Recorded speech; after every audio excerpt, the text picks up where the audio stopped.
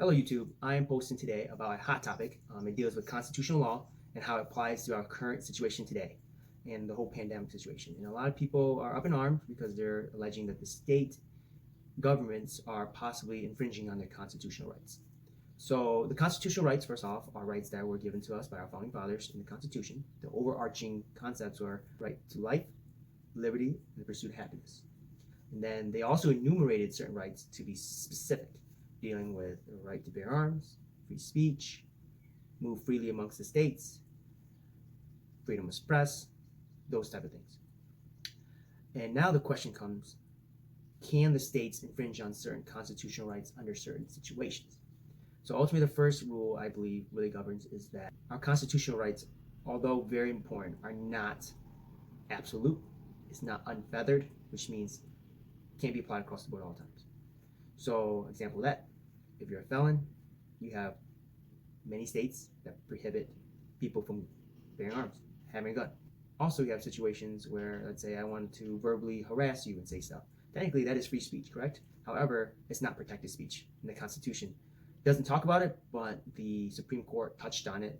It's a doctrine of fighting words. Those speeches are not protected speech. You can't just go up and harass people and say all these things, even though in your mind it's free speech, not constitutionally protected speech. So let's draw back to our current situation. So the state governments, let's say in this situation, has police powers that are given to them in our three-branch system. And they can police and make sure everything's okay. Whenever they invoke their emergency powers, which were invoked recently based on this pandemic, it's a way for them to get a little bit more authority to do a few things, more deference, I guess. And the emergency power coupled with the police power gives them a little bit of leeway to invoke temporary guidelines to abide by. In order for them to be laws, Congress of the various states or the federal government has to enact them. So those has to be permanent and indefinite, let's say. But if they're temporary, let's say there's an end date, from the past history, the state government can do that. There are two Supreme Court cases that really touch on our scenario today. First one is the French Steam Navigation Company versus the Louisiana Board of Health. So this case happened during yellow fever in the late 1890s to the early 1900s. There were breakouts all over the world, and this boat was coming from Europe, and it was coming down the Mississippi River at docked at various states, and then it's ultimately trying to locate in Louisiana. Louisiana objected to them even docking because of the health scare at the time, and the boat company sued, saying, "Hey, they're infringing on our business's constitutional right to free commerce, free movement between the states, which is in the Constitution." So the Supreme Court determined in that situation the health and welfare of the state trumps the company's constitutional rights to freely move between states and dock.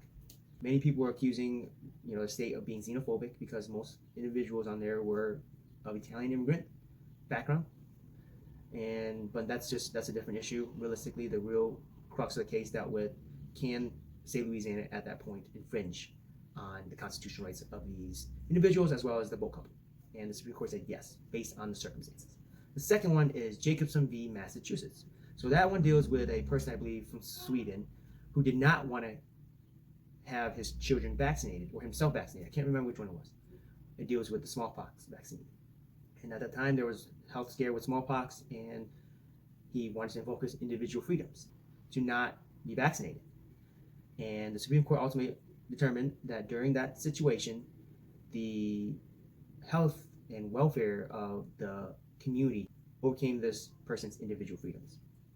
So back to our current situation. Based on the facts, I believe the quarantine orders have been temporary. So there's a certain amount of time that they've listed. Also, these states have invoked emergency scenarios, which gives them greater deference to do certain things. Therefore, I believe if this was to go to the Supreme Court, I don't think it would hold weight, the arguments that people are alleging, saying, hey, I want to do this, I want to do that.